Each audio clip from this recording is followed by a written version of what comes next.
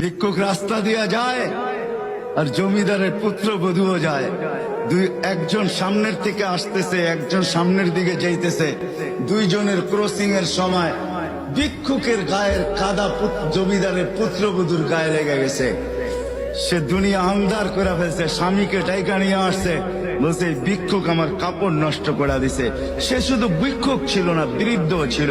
বৃদ্ধ ছিল না শুধু, জীর্ণ ছিল, শীর্ণ ছিল। শরীরে কাপড় ছিল না, ফাটা চিরা কাপড় ছিল। পায়ে জুতা ছিল না, পেটে ভাত ছিল না। জমিদারের পুত্র সইতে পারে নাই, যৌবনী শক্তি সয় তো সয় কি কইরা তার স্ত্রীর গায়ে ভিক্ষুকের কাদা। বস সমগ্র শক্তিকে হাতে জমা করা, একত্র করা বৃদ্ধের কালে বসায়।